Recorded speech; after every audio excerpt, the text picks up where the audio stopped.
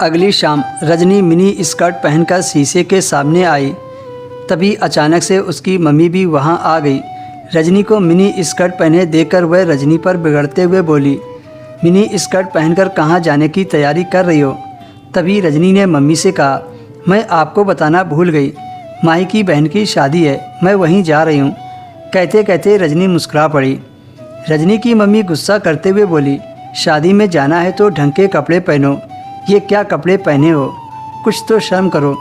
रजनी ने कहा, मम्मी मुझे ये कपड़े बहुत अच्छे लगते हैं, मैं तो यही पहनूंगी। अरे तुम वहाँ शादी में जा रही हो, अपनी टांगों की प्रदर्शनी करने नहीं। मम्मी की ये कहते ही रजनी का मूड खराब हो गया था। वह गुस्सा करते हुए बोली, कोई देखेगा तो अपनी आंखों से, ना कि कोई मुझे लूट या खा थोड़े ही लेगा। अगर मैंने सच बोल दिया। कहते कहते अचानक से वह चुप हो गई। रजनी ने देखा मम्मी का गुस्सा शांत हो गया था और वह नरम पड़ते हुए बोली, तुम तो बेवजह ही मुझसे नाराज़ हो गई। रजनी की मम्मी का गुस्सा एकदम से शांत हो गया। रजनी चुपचाप घर से बाहर हो गई। रास्ते भर वह यही सोचती रही कि इंसान की कमजोरी जब उजागर हो जाती है तो वह कितना निर्बल पड़ जाता है, अपनी औलाद से ही दबकर रहने लगता है। रजनी की मम्मी के साथ भी कुछ ऐसा ही हुआ था। उनके सारे राज रजनी को पता चल गए थे। इस वजह से रजनी अपनी मम्मी को दबाकर रख रही थी। तभी माही का घर आ गया। दरवाजे पर विकास खड़ा था। वह सहम कर वहीं खड़ी हो गई। विकास हंसते हुए बोला, आज मैं तुम्हें छेड़ूंगा नहीं। रजनी तिरछी नज़रों से देखते हुए बोली, इतने शरीफ कब से बन गए? विकास रजनी के हाथों को पकड़ते हुए बोला, तुमको छेड़कर मैं तुम्हें खोना नहीं चाहता। रजनी अचानक मुस्कुरा दी।